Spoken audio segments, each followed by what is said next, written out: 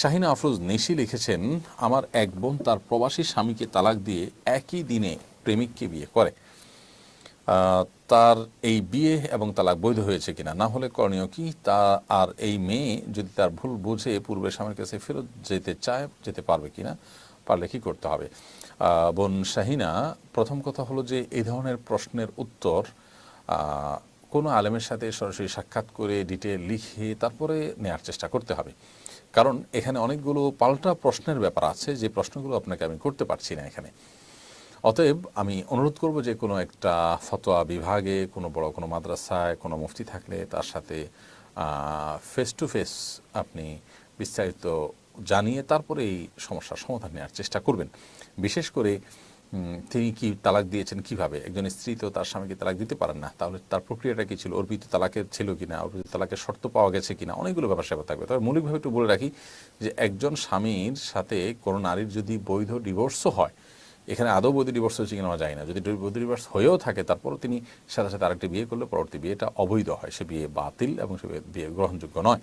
আর পূর্বের স্বামীর কাছে ফিরে যাওয়াটা নির্ভর করবে যে তালাক তার কোন পর্যায়ে আছে, তিনি কোন পর্যায়ে তালাক দিয়েছেন, সেটা আদৌ তালাক হয়েছে কিনা, হলে কয় তালাক হয়েছে, এগুলোর উপর নির্ভর করবে। বিধায় এই বিষয়ে আমি আসলে উত্তর দিতে পারছি না আপনাকে। এরপর প্রশ্ন হলো, আমি একটি হিন্দু সম্প্রদায়ের মেয়ে, আমি ইসলাম ধর্মকে বিশ্বাস করি এবং আল্লাহর ইবাদত করতে চাই। এখন আমি যদি প্রকাশ্যে ইসলাম ধর্ম গ্রহণ করি তাহলে আমার পরিবার আমাকে ত্যাগ করবে। এমন অবস্থায় আমার কি করা উচিত? আমার পরামর্শ চাই। ধন্যবাদ বোন, আল্লাহ তাআলা আপনাকে হেদায়েতের পথে আসার তৌফিক দান করুন। আমরা আপনার জন্য মনে প্রাণে দোয়া করছি। আর আপনার প্রশ্নের উত্তর হলো যে আপনি যখন ইসলাম ধর্মের সত্যতা বিশ্বাস করেন মনে প্রাণে এবং আল্লাহর এবাদত আপনি করতে চাচ্ছেন, তাহলে সেক্ষেত্রে আপনার সৎ সাহস থাকতে হবে। প্রকাশ্যে ইসলাম এর কথা বললে পরিবার আপনাকে ত্যাগ করবে, সেজন্য নতুন মুসলিমদের সাপোর্ট করে এরকম প্রতিষ্ঠানগুলোর সাথে যোগাযোগ করে আপনি আপনার করণীয় ঠিক করবেন। এবং একজন প্রাপ্তবয়স্ক মানুষ হিসাবে আপনার সে রাইট এবং অধিকার কিন্তু আছে। বিধায় দিন বা ইসলাম গ্রহণ করার পর নানা রকম কোনটা সময় পরিস্থিতির মুখোমুখি আমাদেরকে হতে হবে, সে বিষয়গুলো মাথায় রেখেই কিন্তু আমরা অগ্রসর হতে হবে। বিকজ সাহাবীদের কথা যদি আমরা বলি, ইসলামের ইতিহাসের প্রথম জিজ্ঞার সোনালী মানব যারা ছিলেন তাদের কথা যদি বলি, তারা ইসলাম গ্রহণ করার ফলে নানা রকমের বাধা বিপত্তির মুখোমুখি হয়েছেন, এরপরও তারা কিন্তু ইসলাম থেকে পিছপা হননি। মোহাম্মদ ফাহাদ আপনি লিখেছেন, সম্প্রতি ঢাকায় একটি গোলটেবিল অনুষ্ঠিত হয়েছে, শিরোনাম আসুন মাসিক নিয়ে কথা বলি। একান্ত ব্যক্তিগত বিষয় নিয়ে ধরনের অনুষ্ঠানের আয়োজন সম্পর্কে আপনার মন্তব্য কী?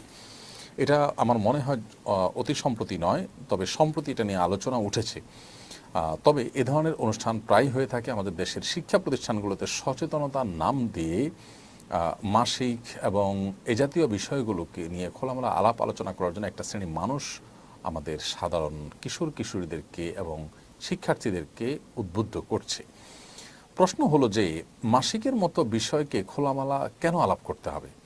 তারা বলছেন ট্যাবু ভাঙবেন।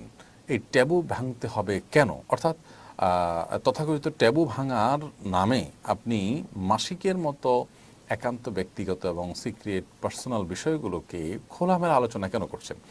আমরা অনেকেই হয়তো জানি না যে এই চক্র বিদেশি এনজিও এবং তাদের মদতদাতা, তাদের এদেশি এজেন্ট যারা আছে, তারা এই মাসিক নিয়ে আপনার আলাপসালাপ, প্যাড নিয়ে আলাপসালাপ, এই জাতীয় বিষয় নিয়ে আলাপসালাপ তারা স্কুলে খুল্লম খোলা করার জন্য তারা ক্যাম্পেইন করছে। এবং রীতিমতো আমাদের অনেকের কাছে এটা বেশ মানে গা সওয়া নয়, শুধুমাত্র অনেকে এটাকে অ্যাপ্রিসিয়েট করছি, আমরা মনে করছি যে কাজটা হয়তো ভালো। আমার প্রশ্ন হলো যে মানব ইতিহাসের শুরু থেকে আজও পর্যন্ত মেয়েদের যে মাসিক হয়ে থাকে, এই মাসিক নিয়ে খুল্লম খোলা আলাপ আলোচনা না হওয়ার কারণে কি ক্রাইসিস তৈরি হয়েছে, সমস্যাটা কি তৈরি হয়েছে?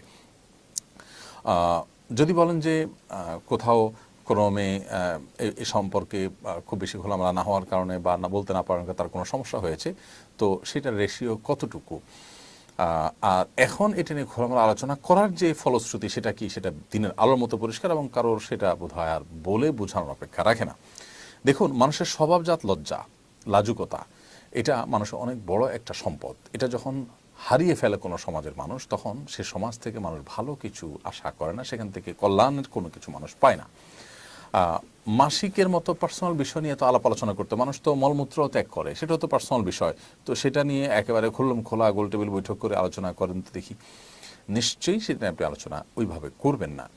আজকাল এই ক্যাম্পেইন যারা করছে তারা এও বলছে যে বাবা ভাইকে মাসিকের প্যাড আনতে দেন এবং এটা গোপন করতে হবে কেন। আমার প্রশ্ন হলো যে গোপন করার মধ্যে সমস্যাটা কোন জায়গায়? আমাদের সমাজে এই মানে যুগ যুগ ধরে যে চলে আসছে এই বিষয়ে মানুষের স্বভাবজাত লাজুকতা, আর এটা তো লাজুকতার বিষয়, এটা এমন এক বিষয় যে এটা আসলে খোলামেলা আলোচনার বিষয়ই না। এই পশ্চিমা যে সংস্কৃতি, তা সেখানে আপনার মানুষের যৌন কর্মকেও তারা আজকাল ব্যক্তিগত কর্ম বা গোপন কর্ম তারা মানতে রাজি না। তো মলমূত্র ত্যাগ করার জন্য আর তাহলে এটা কি এখানেও আর ওয়াল দেওয়ার দরকার কি, গ্লাস লাগাই দেন, এটাকেও আর ব্যক্তিগত কাজ বলার দরকার কি? খুবই দুর্ভাগ্যজনক। এরা আমাদের সমাজের তরুণদের মধ্যে, বিশেষ কিশোরদের মধ্যে নির্লজ্জতাকে ছড়িয়ে দিতে চায়। এদের বিরুদ্ধে আমাদের সোচ্চার হতে হবে।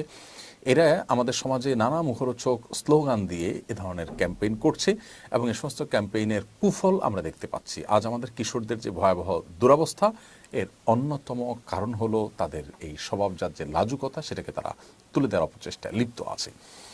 মোহাম্মদ শরীফ আপনি লিখেছেন, 2-1 দিনের মধ্যেই সংসদে বাজেট উত্থাপিত হবে।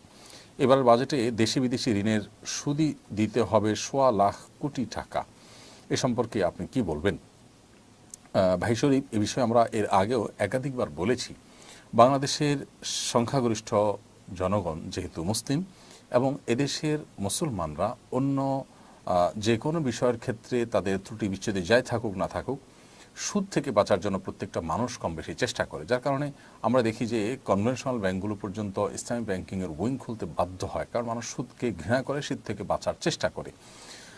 এজন্য জাতীয় বাজেটে সুদি ঋণের নির্ভরতা কমানোটা এটা আমাদের সংশ্লিষ্ট কর্তৃপক্ষের নৈতিক দায়িত্ব, সরকারের নৈতিক দায়িত্ব। কারণ জনগণ যে জিনিসটি চায় না, সে জিনিসটি জনগণের উপরে যথাসম্ভব চাপানো থেকে বিরত থাকাটা তাদের অবশ্যই দায়িত্বের মধ্যে পড়ে।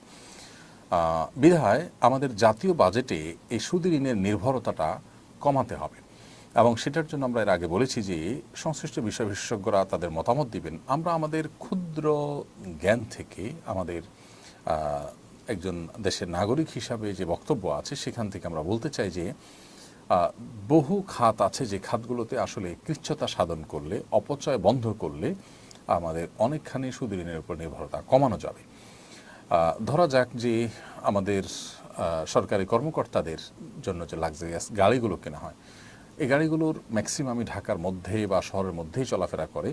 এমনকি লং রুটেও যদি চলাফেরা করে সেখানে লাক্সারিয়াস গাড়ির প্রয়োজনীয়তা খুব বেশি আছে যে তা কিন্তু নয়। কিন্তু চাইলে আমরা তুলনামূলক কম দামের গাড়ি দিয়ে পারপাস সার্ভ করতে পারি। এরকম সরকারি কাজে কী পরিমাণ অপচয়, অপব্যয় এবং এমন সব ব্যয় হয় যে ব্যয়গুলোকে চাইলেই সংকোচন করা সম্ভব।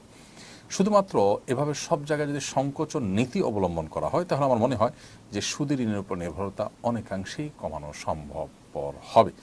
তাছাড়া এর জন্য দীর্ঘমেয়াদী পরিকল্পনাও করা দরকার যে একটা সময় যেন সুদি ঋণের উপর নির্ভরতা সম্পূর্ণরূপে কমানো যায়। আল্লাহ রাব্বুল আলামিন সংশ্লিষ্টদেরকে সেই তৌফিক দান করুন। আমাদের সবাইকে প্রত্যেকের যার যার জায়গা থেকে সুদ থেকে মুক্ত থাকার জন্য আমাদের ব্যক্তিগত পর্যায়ে, রাষ্ট্রীয় পর্যায়ে যার যার জায়গা থেকে যার যার করণীয় আছে, সংশ্লিষ্ট সবাই যার যার দায়িত্বগুলো আমরা পালন করবো। আল্লাহ তাআলা আমাদেরকে তৌফিক দান করুন। আব্দুল্লাহ আল জুবাইর আপনি লিখেছেন, ব্যাংক থেকে লোন নেওয়া হারাম, কিন্তু বিপদে পড়ে কেউ যদি নিয়ে ফেলে এই গুনাহের ক্ষমা কি হবে? কিভাবে তওবা করলে আল্লাহ তাআলা মাফ করবেন? ভাই আব্দুল্লাহ আল জুবাইর, সুদি ব্যাংকের লোন বা সুদি প্রতিষ্ঠান থেকে সুদভিত্তিক লোন নেওয়া হারাম। অতএব কেউ সুদভিত্তিক লোন নিয়ে ফেললে আল্লাহ সুবহানাহু ওয়া তাআলার কাছে তওবার প্রক্রিয়া হলো যে খুব দ্রুততার সাথে তার অন্য স্থাবর সম্পদ দিয়ে বিক্রি করে হলেও বা অন্য হালাল বা বৈধ লোন নিয়ে হলেও এই লোনটাকে ক্লোজ করে ফেলা, অর্থাৎ যত দ্রুত সম্ভব এটা ক্লোজ করে ফেলা এবং আগের চুক্তি অনুযায়ী যে সুদ, সে সুদ দেওয়ার কারণে যদি তিনি এখন ভুল বুঝতে পারেন এবং তওবা নাসুহা করেন, আশা করে যে আল্লাহ তাআলা তাকে মাফ করবেন এবং তওবা নাসুহা করবেন, জীবনে আর কখনো তিনি সুদের পথে পা বাড়াবেন না, যত বিপদই তার হোক না কেন।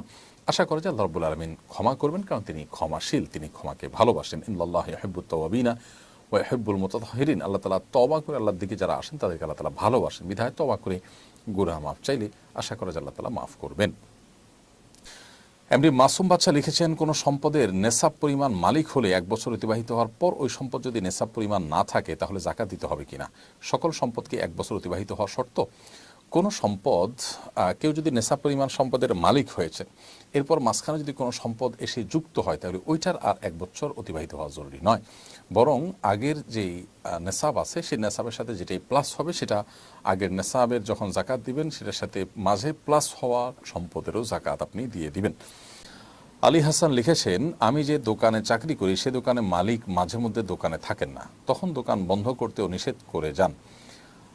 আমার তখন দোকানে নামাজ পড়া লাগে, এখন কি ওই জায়গায় চাকরি করা আমার জন্য জায়েজ হবে? ভাই আলী হাসান, দোকানে যদি নামাজ পড়তেই হয় তাহলে দোকানে একাধিক ব্যক্তি থাকলে তাদেরকে নিয়ে জামাতে নামাজ পড়বেন, এবং মাঝে মধ্যে এরকম হলেও প্রায় সময় আপনি যেন জামাতে সামিল হতে পারেন মালিকের সাথে, সেটি নিয়ে আপনি আলোচনা করবেন, বোঝাপড়া করার চেষ্টা করবেন। আর যদি আপনার সাথে আর কেউ না থাকে বা কেউ আপনাকে তিনি জামাতে নামাজ পড়ার কোনো সুযোগ না দেন, তাহলে সেক্ষেত্রে অবশ্যই আপনি বিকল্প কোনো চাকরি খোঁজার চেষ্টা করবেন এবং আল্লাহ তাআলার উপরে আস্থা রাখবেন, ভরসা রাখবেন। আল্লাহ তাআলা আপনার রিজিকের ব্যবস্থা ইনশাআল্লাহ অবশ্যই করবেন, সেভাবে সিরিয়াসনেসের সাথে আপনি চেষ্টা করবেন এবং বিকল্প নিয়ে ভাববেন। নদী এআইডি থেকে আপনি লিখেছেন, কিভাবে দোয়া করলে দোয়া কবুল হয়? দেখুন, দোয়া আল্লাহ তাআলার সবচেয়ে প্রিয় আমল, বান্দার এই আমলটি আল্লাহ সবচেয়ে বেশি পছন্দ করেন, বিধায় দোয়া আমাদের করা উচিত। দোয়া কবুলের প্রক্রিয়া 3টি হয়ে থাকে হাদিসের আলোকে। একটা হলো আমি যা চাইলাম কাঙ্ক্ষিত তা পেয়ে গেলাম, আরেকটা হলো যা চাইলাম তা পেলাম না, কিন্তু বিপরীতে এমন কিছু পেলাম যেটা আসলে এই দোয়ার চাইতেও, যেটা কাঙ্ক্ষিত আমি চেয়েছি দোয়ার মাধ্যমে, এর চাইতেও গুরুত্বপূর্ণ কিছু, সেটা যদি আমি পেয়ে যাই তাহলে সেটা হবে এর চাইতেও গুরুত্বপূর্ণ। হতে পারে আমি আমার জন্য একটা জিনিসকে ভালো মনে করে আল্লাহর কাছে চাইছি, আল্লাহ তাআলা সেটা না দিয়ে অন্য একটা জিনিস দিলেন যা আমি আসলে চাইনি, অথচ সেটা আমার জন্য আরও বেশি ইম্পর্টেন্ট। এরকম অনেক সময় আমাদের দোয়া কবুল হয়। আবার কোনো কোনো ক্ষেত্রে আমার কাঙ্ক্ষিত বিষয়টা দুনিয়ার তার কোনো বিনিময় না দিয়ে আল্লাহ তাআলা আখিরাতে তার বিনিময় দিবেন, এটাও দোয়া কবুলের একটা প্রক্রিয়া এবং পদ্ধতি। তো সব ক্ষেত্রেই আল্লাহ রাব্বুল আলামিনের কাছে বান্দা কল্যাণের আশা করবেন এবং কখনো নিরাশ হবেন না। দোয়া কবুলের শর্ত পূরণ করে দোয়া করলে ইনশাআল্লাহ দোয়া কবুল হবে, সেই ব্যাপারে জোরালোভাবে তিনি আশা রাখবেন। হালাল ভক্ষণ থাকা, হালাল উপার্জন থাকা, সেই সাথে অবৈধ বা অন্যায় কোনো কাজের জন্য দোয়া না করা, দোয়া করে দোয়া কবুলের জন্য তাড়াহুড়া না করা, এই বিষয়গুলো দোয়া কবুলের জন্য মৌলিকভাবে শর্ত। মুবাশশির আলী আপনি লিখেছেন, বর্তমানে অনেক আলেম বিয়ের সময় মেয়ের সামনে বসে কবুল পড়ায়, এটা কতটুকু ইসলাম সম্মত? দেখুন, বিয়ের সময় মেয়ের সামনে বিয়ের আগদ হতে পারে যদি মেয়ে পর্দা পুশিদার মধ্যে থাকে, কোনো অসুবিধা নেই। পর্দা পুশিদার মধ্যে থেকে যদি আগদ হয় তাহলে সে আগদ অনুষ্ঠান জায়েজ আছে। আর যদি পর্দা পুশিদার খেলাফ হয় তাহলে সেক্ষেত্রে মেয়েকে উপস্থিত রেখে এমনটি করার কোনো কারণ নেই, কারণ পর্দা ইসলামের ফরজ বিধান, বিধায় সেই ফরজ বিধান বিবাহের মধ্যে লঙ্ঘন হলে সেটা কিন্তু নাজায়েজ কাজ হবে। বিধায় এই বিষয়টি খেয়াল রাখতে হবে যে মেয়ের উপস্থিতি যদি আগদ হয়ে থাকে সেখানে পর্দা ঠিকমতো হচ্ছে কি হচ্ছে না। তো এই জন্য মেয়ের উপস্থিতি থাকাটা যে জরুরি নয় সেটা আমাদের বোঝা দরকার। অনেকে মনে করি আমরা মেয়েদের উপস্থিতি থাকা জরুরি, মেয়ের উপস্থিতি থাকা মোটেও বিয়ের আগদ সম্পন্ন হওয়ার জন্য জরুরি নয়, বরং আগদ সম্পন্ন হওয়ার জন্য মেয়ের অনুমতিটা জরুরি। অনুমতি যদি নিয়ে আসা হয় বা মেয়ের সম্মতি যদি থাকে, সেক্ষেত্রে মেয়ের পক্ষ থেকে মেয়ের বাবা বা পরিবারের কোনো সদস্য তার তরফ থেকে প্রস্তাব বা সম্মতি এটা দিলেই চলবে ইনশাআল্লাহ তাআলা। শামসুল ইসলাম আপনি লিখেছেন, আমার বয়স 35, আমি কোরআন হিফজ করতে চাই, আমি কিভাবে তা করতে উদ্যোগ নিতে পারি, পরামর্শ দিতে অনুরোধ করছি। ভাই শামসুল ইসলাম, 35 বছর বয়সে কেউ চাইলে কোরআন কারীম হিফজ করতে পারে। আপনার তেলাওয়াত যদি বিশুদ্ধ না থাকে তাহলে আপনার প্রথম কাজ হবে তেলাওয়াত বিশুদ্ধ করা। আপনার আশেপাশে কোনো মসজিদের ইমাম, খতিব, কোনো হাফেজ, এরকম কোনো ব্যক্তির শরণাপন্ন হয়ে তাদের মাধ্যমে কোরআন কারীমের বিশুদ্ধ করার কাজটি আপনি সব কিছুর আগে করবেন। এর পাশাপাশি আপনি যদি সুযোগ পান তাহলে সেক্ষেত্রে আপনার দায়িত্ব হবে হেফজ শুরু করে দেওয়া। কোনো একজন হাফেজে কোরআন যিনি কোনো একটা মসজিদে দায়িত্ব পালন করছেন অথবা কোনো একটা মাদ্রাসা দায়িত্ব পালন করছেন, এক কথা যিনি হাফেজ, এরকম কোনো ব্যক্তির শরণাপন্ন হয়ে তার সহযোগিতা নিয়ে আপনি প্রতিদিন একটু একটু করে তেলাওয়াত করবেন এবং যেটা তেলাওয়াত করছেন সেটা সালাতের মধ্যে, নামাজের মধ্যে বারবার করে নফল নামাজে, ফরজ নামাজে আপনি পড়তে থাকবেন। ইনশাআল্লাহ আপনি এভাবে যদি ধীরে ধীরে শুরু করে দেন, আশা করা যায় আল্লাহ রাব্বুল আলামিন একসময় আপনাকে অবশ্যই তৌফিক দান করবেন এবং আপনি ইনশাআল্লাহ তাআলা আপনার কাঙ্ক্ষিত জায়গায় পৌঁছতে পারবেন, অর্থাৎ আপনি আপনার হিফজ সম্পাদন করতে পারবেন। আল্লাহ তাআলা আপনাকে সেই তৌফিক দান করুন, আমরা মনে প্রাণে আপনার জন্য দোয়া করছি। সিজানুর রহমান আপনি লিখেছেন, আমি একজন স্টুডেন্ট, আমি পড়াশোনার চাপে মসজিদে গিয়ে নামাজ পড়তে পারি না। আলহামদুলিল্লাহ আমার তেলাওয়াত শুদ্ধ আছে, এমত অবস্থায় রুমে নামাজ হবে কিনা দয়া করে জানাবেন।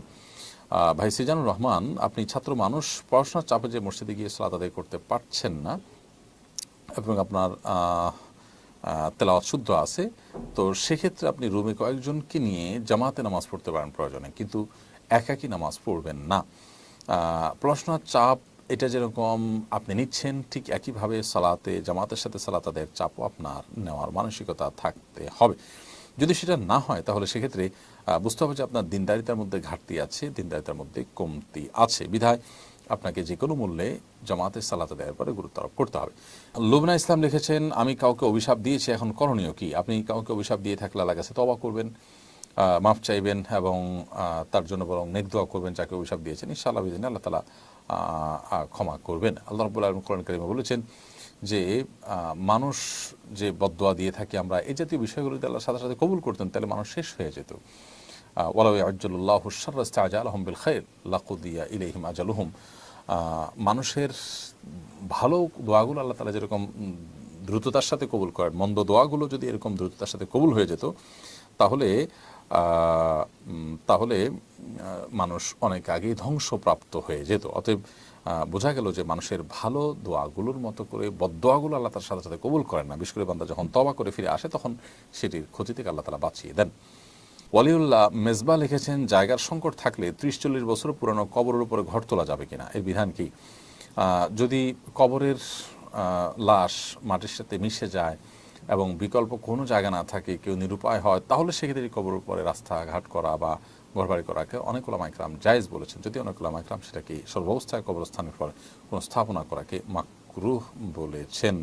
হৃদয় আহমেদ আপনি লিখেছেন, তাহাজ্জুদ নামাজ এবং ফজরের নামাজ একসাথে পড়া যাবে কিনা? তাহাজ্জুদের ওয়াক্ত এবং ফজর ওয়াক্ত তো ভিন্ন ভিন্ন, অতএব একসাথে কীভাবে পড়বেন? তবে এভাবে হতে পারে যে ফজর ওয়াক্ত শুরু হয়েছে, তার 5 মিনিট আগে আপনি তাহাজ্জুদ পড়ে শেষ করলেন, 5 মিনিট বিরতি দিয়ে আজান হয়ে গেল, তারপরে আপনি ফজরের নামাজ পড়ে ফেললেন। এইভাবে একসাথে বলতে এইভাবে আপনি পড়তে পারেন, তবে অবশ্যই পুরুষ মানুষ জামাতের সাথে আদায় করতে হবে ফজরের নামাজ। জায়ান আহমদ আপনি লিখেছেন, নামাজ বা কোনো আমল করার সময় মনের অজান্তে লোক দেখানোর কথা মনে হয়, সাথে সাথে অনুতপ্ত হয়ে এতে কি দিয়া হবে? না, এতে দিয়া হবে না ইনশাআল্লাহ। নিজের ইচ্ছার বাইরে মনের ভিতরে যে আপনার চিন্তা আসে, এই চিন্তার কারণে মানুষ গুনাহগার হবে না, এটা শয়তান সৃষ্টি করে, এবং এটা আসার সঙ্গে সঙ্গে মানুষ যখন অনুতপ্ত হয়, লজ্জিত হয়, নিজেকে ভৎসনা করে এবং তওবা করে ফিরে আসেন, আশা করে যে আল্লাহ রাব্বুল আলামিন তাকে ক্ষমা করবেন। তাসনিম জাহান ফাহিমা আপনি লিখেছেন, আমার মায়ের কোনো সঞ্চয় নেই, কিন্তু ওনার বাবার বাড়ি থেকে কিছু জমি পেয়েছেন, এই অবস্থায় কি আমার মায়ের হজ ফরজ? বোন তাসনিম, আপনার মায়ের কোনো সঞ্চয় যেহেতু নেই, অতএব বাবার বাড়ি থেকে যে জমি পেয়েছেন সেই জমির উপার্জনের উপরে তিনি যদি নির্ভর থাকেন অথবা তার ফসলের উপর নির্ভর থাকেন, তাহলে সেক্ষেত্রে তার সেই জমি বিক্রি করে তার জাকাতও দিতে হবে না, হজও করতে হবে না। আর যদি ওই জমির উপরে নির্ভরতা তার করতে না হয়, বরং এটা এমনিতেই পড়ে থাকে, তাহলে সেক্ষেত্রে এই জমি বিক্রি করে হজ করার মতো সুযোগ থাকলে তিনি হজ করবেন। একজন নারীর হজ করার জন্য 2জন লোকের হজের টাকা লাগে, মাহরাম এবং তার নিজের, সেরকম টাকা যদি হয় টাকা এগুলা বিক্রি করে তাহলে তাকে হজ করতে হবে। আর জাকাতের বিষয়টা হলো যে ল্যান্ড যদি বিক্রির উদ্দেশ্যে না থাকে, জাস্ট পড়ে আসে অ্যাজ এ অ্যাসেট, অথবা ফসল উৎপাদন করছেন, তাহলে ল্যান্ডের ভ্যালুর উপরে জাকাত আবশ্যক হয় না। সাবির হোসেন লিজেন আপনি লিখেছেন, না বুঝে ওয়াদা করে ওয়াদা ভঙ্গ করলে কোনো ক্ষতি হবে কিনা? না বুঝে ওয়াদা করেছেন, এমন ওয়াদা যেটা আসলে রক্ষা করতে পারবেন না, তো এটা আপনি ভঙ্গ করেছেন, তাহলে সেক্ষেত্রে আল্লাহ তাআলার কাছে তওবা করবেন, খাঁটি তওবা, যে এ ধরনের দায়িত্ব জ্ঞানহীনতার কাজ আর করবেন না। কারণ ওয়াদা করার পর ওয়াদা খেলাফ করা গুনাহের কথা এবং কবিরা গুনাহ, তো এই কবিরা গুনাহ থেকে আল্লাহ তাআলার কাছে মাফ চাইতে হবে, তওবায়ে নাসুহা এবং খাঁটি তওবা করতে হবে। এমন বিল্লাহ আপনি লিখেছেন, প্রাকৃতিক দুর্যোগ এলেই কেউ একে আল্লাহর গজব সাব্যস্ত করেন, অথচ এতে অনেক আলেম ওলামাও মারা যান, আসলেই কি এসব আল্লাহর গজব? আমরা এর আগে বিভিন্ন সময় বলেছি যে প্রাকৃতিক দুর্যোগ মানেই আল্লাহর গজব মনে করাটা, এটা আমাদের জ্ঞানের স্বল্পতার কারণে আমরা করে থাকি। মূলত প্রাকৃতিক দুর্যোগ এটি কখনো কখনো আল্লাহ তাআলার তরফ থেকে বান্দার জন্য পরীক্ষা হিসাবে থাকে, কখনো কখনো এটি আল্লাহ তাআলা দিয়ে থাকেন বান্দার সবর এবং মর্যাদার মাধ্যমে তার মর্যাদা বৃদ্ধি করবার জন্য, আবার কখনো কখনো মানুষের কৃতকর্মের ফসল স্বরূপ দিয়ে থাকেন। অতএব এটাকে সর্বাবস্থায় আপনার গণহারে আল্লাহ তাআলার পক্ষ থেকে আযাব বা গজব হিসাবে আখ্যায়িত করা, এটা মোটেই দায়িত্বশীলতার পরিচয় নয়। নাজিমউদ্দিন আপনি লিখেছেন, ঘূর্ণিঝড় রিমালের সময় অনেক মৃত বন্য প্রাণী ভেসে যেতে দেখা যায়, অনেক মৃত হরিণও দেখা গেছে, এসব হরিণের চামড়া ছাড়িয়ে ব্যবহার করা যাবে কিনা? খুবই সুন্দর একটি প্রশ্ন। আপনার প্রশ্ন উত্তর হলো যে অবশ্যই এই হরিণের চামড়া ছাড়িয়ে আমরা ব্যবহার করতে পারবো। কোনো প্রাণী যদি মারাও যায়, জবে করা না হয়, তারপরও সেই প্রাণীর চামড়া ছিলে এরপরে সেই চামড়া যথারীতি আপনার প্রসেস করে এটাকে ব্যবহার করতে চাই, সেটা করা যাবে। মৃত প্রাণীর গোশত খাওয়া যাবে না, কিন্তু চামড়া ছাড়িয়ে সেটির ব্যবহার করা ঠিকই জায়েজ আছে। শুভ শোভানা এআইডি থেকে আপনি লিখেছেন, নাপাক কাপড় পরিধান করে অজু করলে অজু হবে কিনা। নাপাক কাপড় পরিধান করে যদি কেউ অজু করেন, অজু হয়ে যাবে, কারণ অজুর সাথে আসলে এটা সম্পর্ক নয়। তবে পরনে থাকা কাপড় নাপাক থাকলে যত দ্রুত সম্ভব সেটাকে পরিবর্তন করা কিংবা ধোয়া উচিত। বাট এই অবস্থায় যদি অজু করেন কেউ, অজু হয়ে যাবে, অজু হওয়া না হওয়ার সাথে এটা সম্পর্ক নয়। তবে হ্যাঁ, নাপাক কাপড় শরীরে লাগার কারণে যে অংশে নাপাক লেগেছে সেই অংশটা ধুয়ে তাকে নামাজ পড়তে হবে। বদরুদ্দিন আপনি লিখেছেন, একজন গায়ক সম্প্রতি বলেছেন গানের মাধ্যমে উপার্জিত অর্থ হারাম। হারাম খাওয়া উচিত নয় বলে তিনি সেসব দিয়ে খাবার কেনেন না, এগুলো দিয়ে বাড়ি বানিয়েছেন। খাবার কেনেন ব্যবসার টাকা দিয়ে, হারাম টাকা দিয়ে বাড়ি বানানোর বিষয়টা সম্পর্কে ইসলাম কি বলে? ভাই বদরুদ্দিন, যে গায়ক এটি বলেছেন তিনি সম্ভবত ইসলামের এই নির্দেশনাটা বুঝতে ভুল করেছেন। মূলত হারাম খাওয়া নিষেধ, এর মানে এই নয় যে আক্ষরিক অর্থে শুধু খাওয়া, তার মানে হারাম উপার্জন করাটাই নিষেধ। উপার্জন করে আপনি সেটাতে বাড়ি কিনলেন নাকি পোশাক কিনলেন না খাবার খেলেন না কি করলেন সেটা ইস্যু নয়। হারাম উপার্জন করতে আল্লাহ তাআলা আমাদেরকে নিষেধ করেছেন। আর খাওয়া কথাটি মোটা দাগে বোঝানো হয়েছে, এর উদ্দেশ্য শুধুমাত্র আক্ষরিক অর্থে খাওয়াটাই নিষেধ আর বাকি কাজ অনুমোদিত, ব্যাপারটা কিন্তু সেরকম নয়। রুবায়েদ আহমদ আপনি লিখেছেন, আমরা জানি সন্তানের বেহেশত মায়ের পায়ের নিচে, আবার এটাও শুনি স্ত্রীর বেহেশত স্বামীর পায়ের নিচে, এটা তো পরস্পর বিরোধী। মহিলাদের বেহেশত একই সঙ্গে স্বামী এবং মায়ের পায়ের নিচে কীভাবে হতে পারে? দেখুন, জান্নাতের ব্যাপারে মায়ের আনুগত্য বাবার আনুগত্যের মধ্যে জান্নাত নিহিত রয়েছে, এই মর্মে বর্ণনা রয়েছে। এবং স্বামীর পায়ের নিচে স্ত্রীর বেহেশত এরকম কোনো বর্ণনা আছে বলে আমার জানা নেই যে স্বামীর পায়ের নিচে স্ত্রীর বেহেশত। বরং সর্বাবস্থায় মা বাবা তাদের আনুগত্যের মধ্যে জান্নাত নিহিত রয়েছে। তবে হ্যাঁ, একজন নারী তিনি বিবাহের পর অবশ্যই তার স্বামীর আনুগত্য করবেন, বৈধ নির্দেশগুলো তিনি মেনে চলবেন, সেটি ভিন্নতর বিষয়। খাদিজাতুল কুবরা আপনি লিখেছেন, আমি একজন স্টুডেন্ট, আমার পড়াশোনা মনোযোগী হতে পারছি না, আগের মতো ভালো রেজাল্ট করতে পারি না, চেষ্টার পরেও হয় না, এখন আমার কি করা উচিত? বোন খাদিজাতুল কুবরা, আপনার পড়াশোনার প্রতি মনোযোগী না হওয়ার অন্যতম বড় কারণ হতে পারে আপনার সোশ্যাল মিডিয়ার আসক্তি, মোবাইল ফোন ইত্যাদিতে ব্যস্ত থাকা ইত্যাদি ইত্যাদি। যদি এরকম কিছু হয়ে থাকে তাহলে সেক্ষেত্রে আপনি সেগুলো থেকে বেরিয়ে আসতে হবে এবং পড়াশোনায় মনোযোগ সৃষ্টি করবার জন্য আপনি রাতে তাড়াতাড়ি ঘুমিয়ে ভোরে উঠে পড়াশোনা করতে পারেন, সেটাও পড়াশোনার প্রতি মনোযোগ সৃষ্টি করতে সহায়ক ভূমিকা রাখতে পারে। এছাড়া আপনি ভালো কোনো সাইকিয়াট্রিস্টের সাথে যোগাযোগ করতে পারেন, ভালো কোনো কাউন্সিলের সাথে যোগাযোগ করতে পারেন এবং একজন বিচক্ষণ বিদগ্ধ আলেমের কাউন্সিলিংয়েও আপনার উপকার বয়ে আনতে পারে। পুরো অবস্থা জেনে তারপর আপনাকে পরামর্শ দেওয়াটা সহজ হবে। মাহমুদুল হাসান আপনি লিখেছেন, দেশের একটি পাবলিক বিশ্ববিদ্যালয়ের নারী ভিসি নারী পুরুষকে একত্র করে বিশ্ববিদ্যালয়ের মসজিদের মূল অংশে অনুষ্ঠান করতে চাইলে মসজিদের ইমাম সাহেব এটা উচিত নয় বলে জানান। এর পরিপ্রেক্ষিতে পরবর্তীতে অন্য একটি মিথ্যা অজুহাতে ইমামকে অব্যাহতি দেওয়া হয়। বিষয়টা নিয়ে সমালোচনা হচ্ছে, নিয়ে আপনার মন্তব্য জানতে চাই। বিষয়টি আমাদের নজরে এসেছে, খুবই গর্হিত কাজ। এ ধরনের কিছু মানুষ, এ ধরনের কিছু নীতিহীন এবং ভ্রষ্ট মানুষ, তাদের কারণে বিশ্ববিদ্যালয়গুলোর প্রতি মানুষের দিন দিন বীতশ্রদ্ধ ভাব এটা বাড়ছে এবং মানুষ দিন দিন আস্থা হারিয়ে ফেলছে দেশের এই শিক্ষা প্রতিষ্ঠান বা বিদ্যাপীঠ, সর্বোচ্চ বিদ্যাপীঠগুলোর উপর। মসজিদে নারী পুরুষ মিলে যে কোনো প্রোগ্রাম করবে, মসজিদ তো এ কাজের জন্য নয়। মসজিদ তো অন্য 10টা জায়গার মতো নয়, এটা আল্লাহর ঘর। অতএব এখানে ইমাম সাহেব নিষেধ করে তার দায়িত্বই তিনি পালন করেছেন।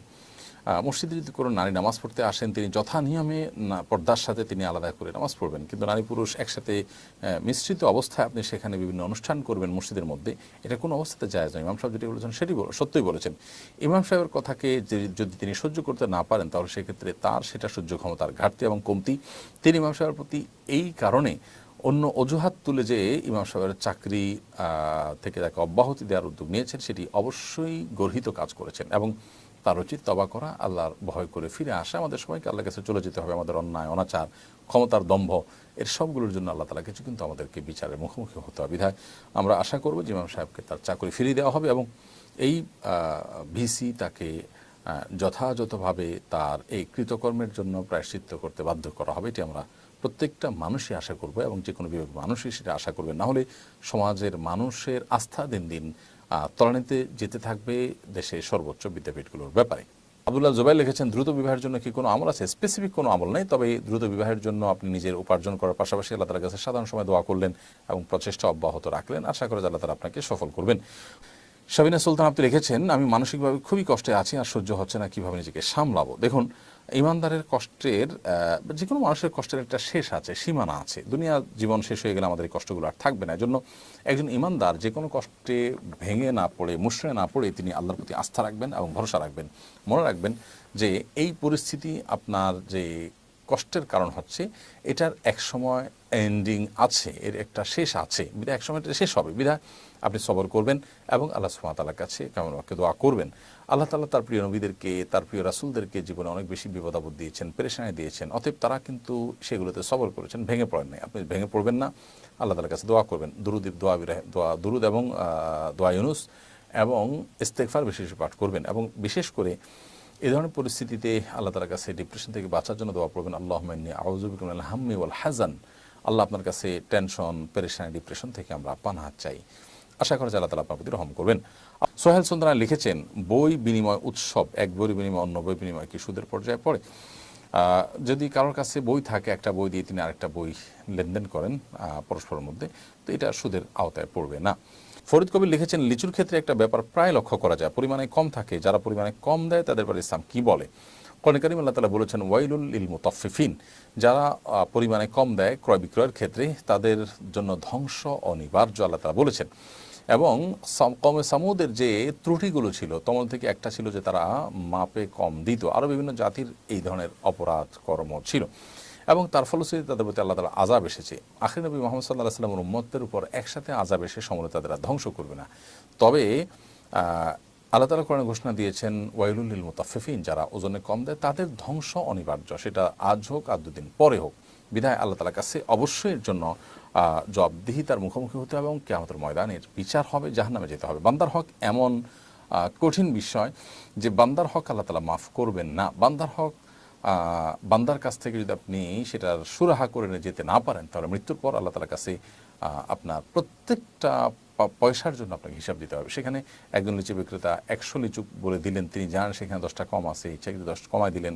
তো এই যে বিজনেস তিনি করছেন, তিনি এর জন্য হারামে লিপ্ত এবং আল্লাহ তাআলার কাছে জবাবদিহি করবেন। বিধায় আল্লাহর ভয় তাদের মধ্যে থাকা উচিত, এবং মনে রাখা, যদি এই সম্পদ আমাদেরকে সুখ দিতে পারে না যদি আমরা হারাম পদ্ধতিতে সেটি কামাই। মাহবুবুর রহমান লিখেছেন, ঘূর্ণিঝড় রিমালের দেশে দক্ষিণাঞ্চলে ব্যাপক ক্ষয়ক্ষতি হয়েছে, দুর্যোগকালে করণীয় কি? দুর্যোগকালে একে অন্যের সহযোগিতা করা খুব বেশি কর্তব্য। স্বার্থপরতার পরিচয় দেওয়া মোটেও উচিত নয়। সময় একরকম থাকে না, সময় পরিবর্তন হয়। সবচেয়ে বড় কথা হলো, এই সময়গুলো আল্লাহ তাআলার সন্তুষ্টির লাভের বিরাট বড় সুযোগ আমাদেরকে তৈরি করে দেয়, এনে দেয়। সেজন্য সেই সুযোগটাকে সর্বোচ্চ সদ্ব্যবহার আমাদের করা উচিত, এবং একে অন্যের পাশাপাশি দাঁড়ানো উচিত। আশিক মণ্ডল আপনি লিখেছেন, কসর নামাজ জামাতে কীভাবে পড়বো এবং জুমার দিন কীভাবে কসর করব?